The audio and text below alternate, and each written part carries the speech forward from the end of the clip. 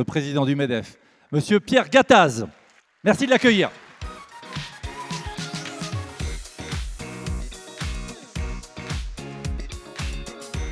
Bonjour Frédéric. Chers amis, bonjour à tous, ravi de vous retrouver encore pendant 2 jours. La fête de l'entreprise, c'est la fête de l'esprit d'entreprise, de l'audace, du courage. Profitez-en pour réseauter, apprendre, vous amuser.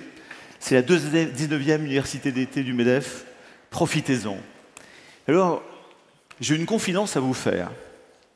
J'ai fait un rêve. J'ai fait un rêve pour la France. J'ai fait un rêve pour la France en 2030. J'ai rêvé d'une France forte, socialement, économiquement, c'est-à-dire d'abord d'une France qui a réussi à recréer de l'activité dans tout le territoire français, dans ses quartiers, dans ses banlieues, dans ses territoires d'outre-mer, il y en a beaucoup de représentés dans cette salle, et qui a réussi à retrouver un taux de chômage à 5%, nationalement, mais aussi territorialement. C'est ambitieux, mais je suis sûr que c'est possible. Car en effet, n'oublions jamais que le travail, c'est bien sûr un salaire, c'est un pouvoir d'achat, mais c'est surtout une fierté, une dignité humaine. C'est un épanouissement, c'est une reconnaissance familiale, c'est une reconnaissance sociale. Je rêve aussi d'une France fière, fière d'elle-même, fière de ses talents, fière de ses compétences, fière de ses entreprises, fière de ses entrepreneurs, fière de ses chefs d'entreprise, que j'aime appeler héros de la nation, en espérant qu'en 2030, vous serez reconnus comme des héros de la nation. Et je voudrais vous dire, merci, vous êtes ceux qui créent les croissances, ceux qui créent la richesse, ceux qui créent l'emploi, ceux qui intégrent des minorités, ceux qui faites vivre des familles, ceux qui galéraient tous les jours, qui tombaient, qui redressaient. C'est formidable ce que vous faites. Merci, merci pour ce que vous êtes. Merci pour ce que vous faites et bravo.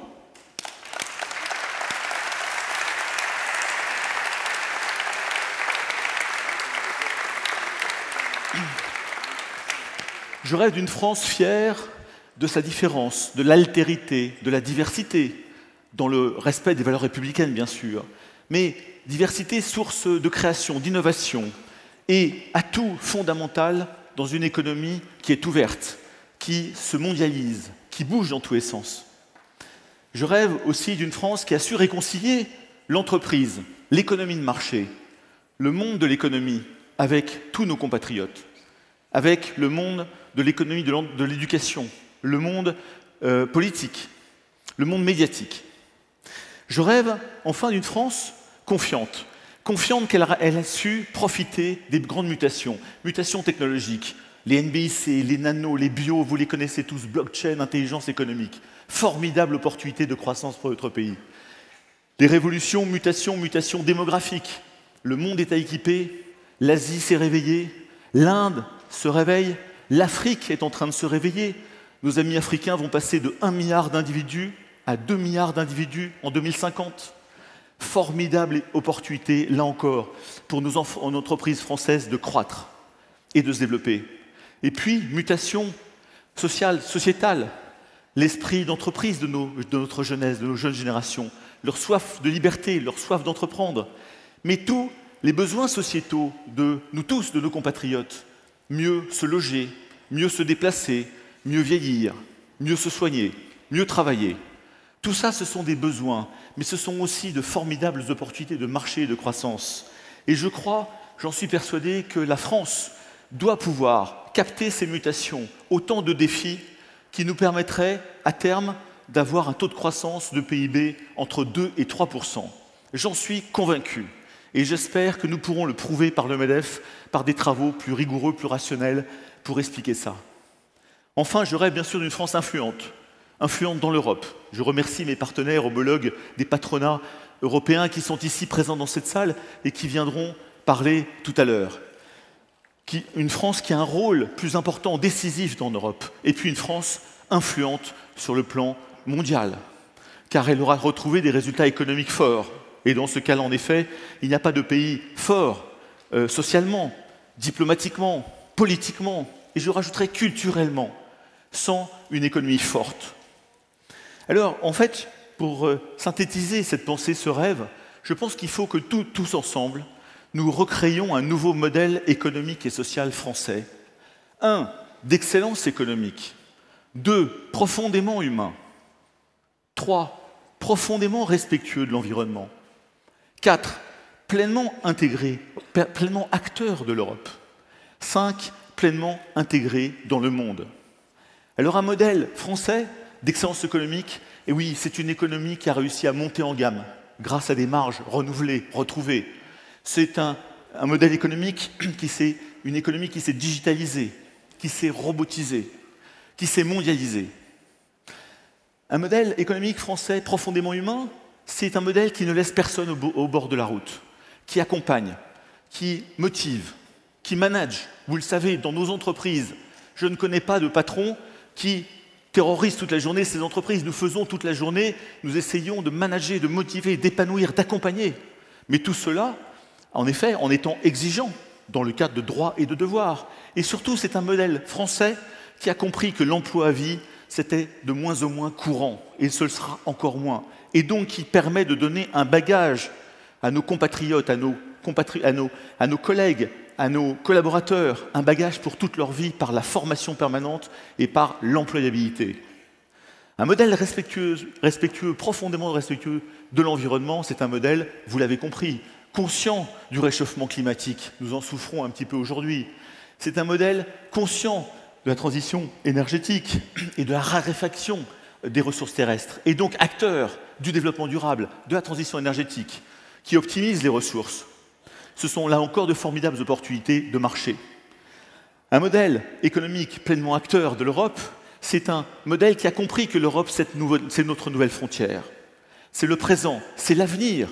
C'est une France qui doit retrouver un rôle décisif pour redéfinir avec ses partenaires un dessein à travers des valeurs communes, à travers une ambition collective et des actions menées de concert. En fait, enfin, un modèle pleinement intégré au monde, c'est un modèle qui a compris que le monde était des formidables opportunités pour la France et nous tous, entreprises françaises. Mais dans un mode gagnant-gagnant, dans un mode de co-développement, et je pense beaucoup à l'Afrique, au continent africain, qui va avoir un réveil colossal à faire économiquement. Et la France est sans doute l'un des pays les mieux placés au monde, par sa culture, son histoire, pour accompagner dans un mode gagnant-gagnant, en toute humilité, et pour en effet recréer des entreprises et de l'emploi localement en Afrique, mais à la fois bénéficiant en effet à l'économie française et à l'économie européenne. Voilà ce rêve, cette ambition, alors, quoi faire? Saint-Exupéry disait « Fais de ta vie un rêve et de ton rêve une réalité ». Alors en effet, qu'est-ce qu'il faut faire? Je pense qu'il faut déjà mentalement se dire que si nous ne bougeons pas, si nous ne changeons pas, si nous ne changeons pas nos modèles, nous n'y arriverons pas. Si nous restons dans des postures politiques, politiciennes, d'idées, d'opposition, de lutte des classes, je crois qu'on n'y arrivera pas. C'est pour ça qu'il faut sans doute déjà faire prendre conscience à tout le monde, et vous le savez, chef d'entreprise, de ce monde qui bouge par ces mutations. Vous connaissez cette assertion qui dit que ce ne sont pas les plus grands qui vont manger les plus petits, ce sont les plus agiles, les plus rapides qui vont manger les plus lents. Je crois que c'est une assertion extrêmement importante, brassée ou ressassée éternellement, mais que nos politiques doivent vraiment avoir en tête. Deuxième chose, vous le savez, ça fait 4 ans que je vais à la rencontre des fédérations, des territoires. Une fois par semaine, je rencontre des centaines de chefs d'entreprise. Des plus grands, des sociétés internationales, bien évidemment, mais des plus petits. Patrons de TPE, commerçants, hôteliers, patrons, tout petits patrons, qui sont des gens extraordinaires, qui sont sur le terrain et à qui je pose la question « Pourquoi vous embauchez pas? Qu'est-ce qui vous empêche de vous développer ?» Et depuis 4 ans, on me fait toujours les mêmes réponses. Première chose, on me dit « Pierre, j'adorerais embaucher, c'est mon rêve, mais j'ai peur d'embaucher en France. Trop compliqué, trop risqué, trop aléatoire, trop coûteux. Il faut réformer notre marché du travail. » Deuxième catégorie, il y a ceux qui n'ont pas peur d'embaucher, mais qui n'ont pas les marges. Je leur dis, mais accompagnez, venez avec moi, je vais en Inde fin novembre, à Nairobi fin décembre, fin novembre. Non, mais je n'ai pas les marges, je ne peux pas quitter mon entreprise, je n'ai pas le cash. J'aimerais bien embaucher un apprenti, j'aimerais bien former mes salariés. Je n'y arrive pas, je n'ai pas l'argent, je n'ai pas la marge. Deuxième réforme, améliorer les marges de nos entreprises. Troisième réforme, troisième catégorie, j'ai pas peur d'embaucher, j'ai les marges, mais je suis tétanisé. Je passe 2-3 heures par jour à faire de la paperasserie. J'en peux plus. J'attends mon autorisation de m'implanter depuis 18 mois. Il faut simplifier notre bureaucratie, notre technocratie. Quatrième bloc de réforme, ceux qui n'ont pas peur d'embaucher, qui ont des marges, qui n'ont pas peur de la bureaucratie, mais qui, comme moi, ne trouvent pas les talents, ne trouvent pas les compétences dans certains métiers. C'est le cas de Radial. Il faut impérativement trouver les talents, faire la réforme de l'apprentissage et de la formation professionnelle et inciter au travail. Alors revenons rapidement sur ces 4 blocs. Le social. Le social. On attend les ordonnances. Après-demain. Tout sera dans le détail de ces ordonnances.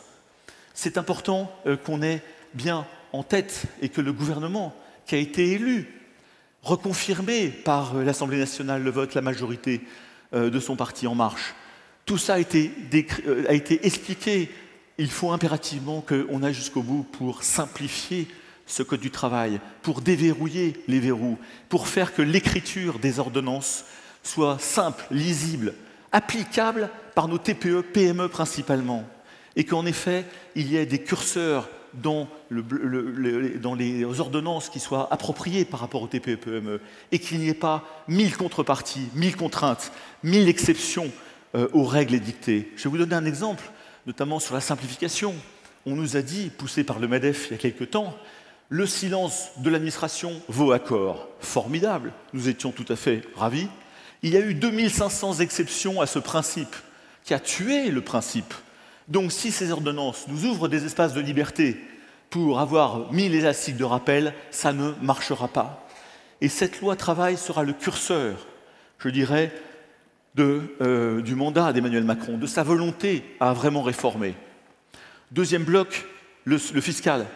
Il y a eu, grâce au MEDEF, notre négociation, grâce à vous tous, car vous avez tous contribué sur le terrain, au pacte de responsabilité, au CICE, qui a permis de faire en sorte que notre économie crée 300 000 emplois dans les 12 derniers mois. C'est très important et que nos marges de nos entreprises passent de 28 à 32%. C'est nécessaire, mais ce n'est pas suffisant. Les marges de nos collègues européens sont autour de 40%. Nous avons fait un tiers du chemin. Il est important que sur la fiscalité, nous continuions notre combat sur la baisse du coût du travail, sur la fiscalité nationale et sur la fiscalité territoriale, qui passe souvent inaperçue, mais que vous connaissez, la C3S, la CVAE, la CFE, toutes les taxes qui ont augmenté entre 10 et 20% depuis 4 ans, alors que notre PIB a augmenté de 5 à 6% seulement. Donc voilà ce que nous attendons. C'est aussi extrêmement important, ce sera le deuxième marqueur fort du quinquennat d'Emmanuel Macron, pour savoir s'il veut vraiment réformer la France. Troisième chose, la simplification. C'est un sujet que j'adore parce qu'il n'est pas politique. La simplification, il faut du courage, il faut de la détermination, il faut de l'autorité, il faut un brin de génie. Souvenez-vous, Apple, en 2007, juin 2007, ils ont inventé le premier smartphone. Monument de complexité cachée, monument de simplicité pour l'utilisateur. Un enfant de 5 ans pouvait utiliser le smartphone. C'est ça que nous demandons. C'est ça que nous demandons aux fonctionnaires, à l'administration. Faites-nous un environnement simple d'utilisation, même s'il peut être extrêmement complexe derrière. Et je crois que c'est important. Pour moi, le vrai génie, c'est pas de maîtriser la complexité, c'est de simplifier la complexité.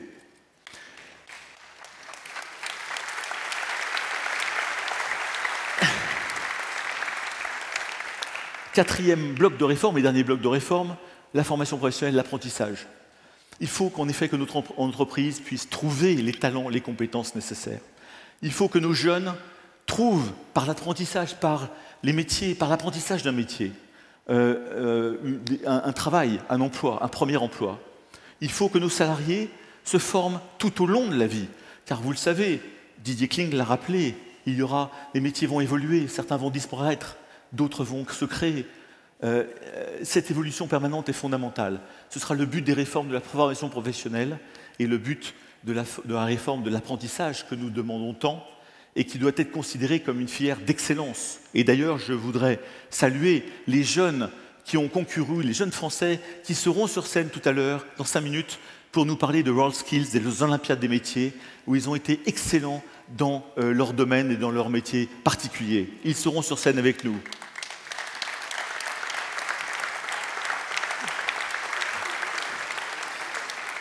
4 blocs de réformes, mais il faut les cranter dans le temps. Car si on veut réaliser ce rêve à 2030, vous comprenez bien qu'il faut que culturellement nous changions. Il faut bâtir ce nouveau modèle économique et social français. Il nous faut donc 4 choses, en principe de base, de la liberté. Donnez-nous de la liberté pour qu'on puisse s'adapter, pour qu'on puisse décider, pour qu'on puisse partager, pour qu'on puisse être rapide, pour qu'on puisse être agile. Grâce à de la confiance. La confiance est un mot-clé. Wolfgang Schäuble, le ministre des Finances allemand, à chaque rencontre me dit « Le business, la croissance d'un pays, c'est 50% de confiance des forces économiques. » Ça, il faut le dire, le rappeler. Un chef d'entreprise qui n'est pas content, qui n'est pas confiant, qu'est-ce qu'il fait? Il ne défile pas dans la rue, il ne fait pas la grève, il ne va pas à Place de la République. Il attend, il n'investit plus, il n'embauche pas, il n'embauche plus, il ne prend plus d'apprentis. Il attend, ou, au pire, il part. C'est ça la confiance. Donnez-nous de la liberté, donnez-nous de la confiance. Et puis, par le dialogue de terrain, faites en sorte que nous puissions discuter avec nos collaborateurs, nos salariés, nos équipes, pour nous transformer, pour nous adapter, pour grandir, pour grossir. Et puis enfin, faites ça dans un grand souci de détermination. Car il faudra du temps pour redresser notre industrie française qui est tombée à 12% du PIB et pour peut-être l'amener à 15 ou 20% en 2030. Il faudra du temps pour faire face à tous les défis numériques. Il faudra du temps pour revitaliser nos bassins d'emploi. Il faudra du temps pour faire que nos ETI françaises, qui sont aujourd'hui de 4500, soient au moins doublées à 10 ou 15 ans, pour atteindre le niveau de nos amis italiens anglais à 10 000 ou de nos amis allemands qui sont à 12 500 ETI. Vous voyez les défis qu'on a, et si on fait des coups d'épée dans l'eau tous les 6 mois, ça ne marchera pas. Il faut une détermination par rapport à une vision.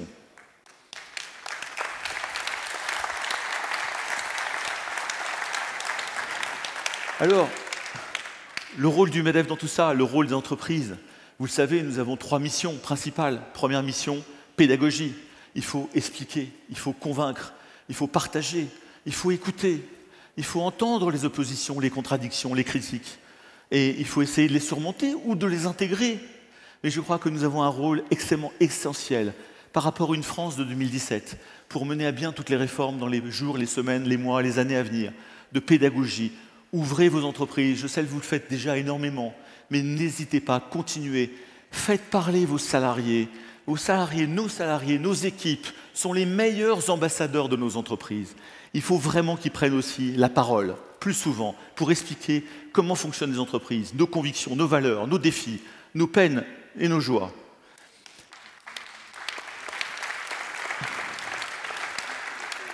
Deuxième mission, le combat. Il est clair qu'aujourd'hui, nous sommes dans un moment encore de confiance, mais le combat doit continuer. Nous devons être extrêmement vigilants. Je vous ai parlé des ordonnances, je vous ai parlé du PLF 2018, de la fiscalité. Le combat est nécessaire. Nous devons continuer, toujours et encore, d'être très vigilants, d'être sur le qui-vive et de nous battre pour continuer d'accompagner les bonnes réformes. Et enfin, la conquête. La conquête, c'est notre ADN. Nous rêvons, nous, en tant que chefs d'entreprise, vous tous, dans cette salle, de développement, de part de marché. Vous êtes des explorateurs, des Christophe Colomb. On ne vit que par le développement. La prise de risque, l'audace, ça fait partie du jeu. Eh bien, je crois que j'aimerais que progressivement, avec les réformes qui pourraient se faire, nous puissions passer d'un MEDEF de combat plutôt défensif à un MEDEF de conquête, de croissance, d'accompagnement.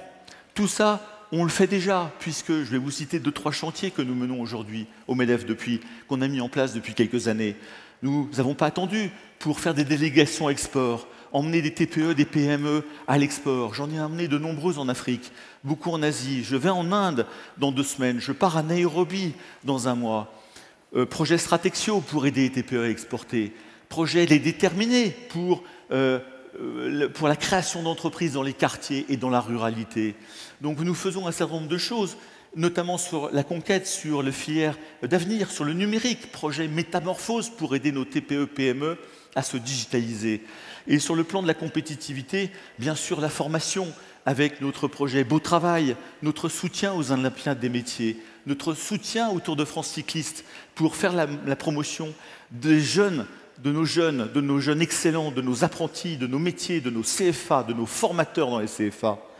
Et puis, bien sûr, chantier d'innovation sociale avec le chantier Patron du changement qui met à l'honneur des chefs d'entreprise particulièrement forts et doués et motivés pour motiver leurs troupes. Et 2 chantiers que je voudrais citer. L'un, ce sera le financement de nos TPE-PME qui sera rendu public dans 1 mois. Et l'autre, revitalisation des bassins d'emploi, qui est un souci que j'ai particulièrement parce que ce n'est pas possible d'avoir une France même qui s'améliore s'il y a 50 bassins d'emploi avec 20% de chômage dans ces bassins d'emploi. C'est un sujet, à mon avis, majeur sur lequel nous avons un rôle important à jouer. Nous sortirons les premières propositions dans quelques semaines. Voilà ce que je vais vous dire en synthèse, en quelques phrases.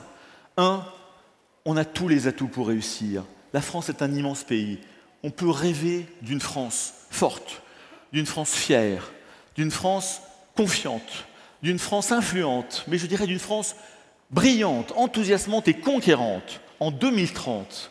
Si nous arrivons à recréer un modèle français d'excellence économique, profondément humain, profondément respectueux de l'environnement, acteur de l'Europe, mondialisé, tout cela en menant 4 blocs de réformes essentiels que nous attendons tous depuis des décennies en France.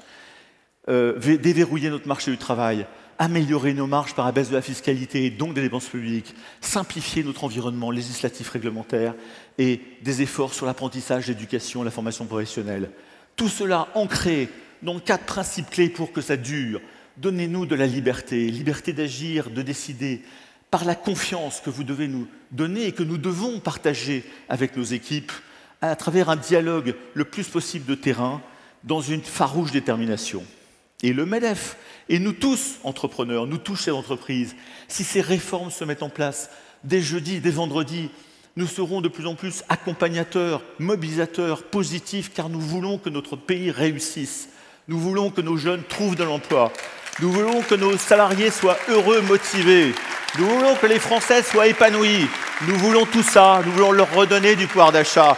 Nous voulons redonner du PIB par habitant, qui est baissé depuis 15 ans, ce qui est un scandale. Tout cela, c'est par l'entreprise, c'est par l'économie, c'est par nous tous.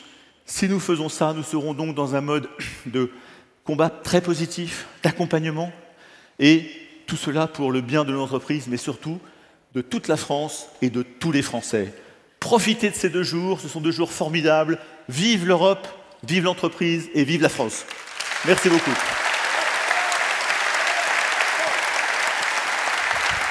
Pierre Gattaz. Merci.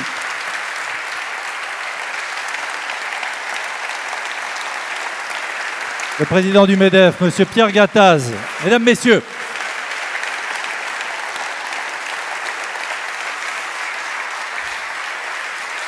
Merci.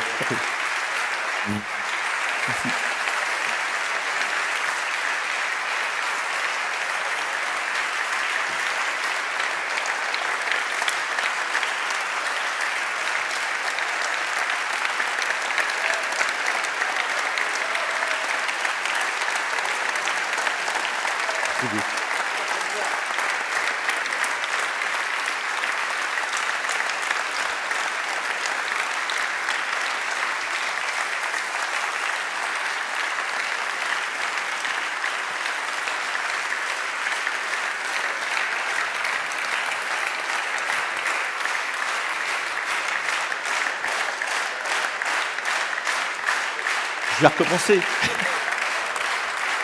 Un président qui a mouillé la chemise, mesdames, messieurs. Merci beaucoup.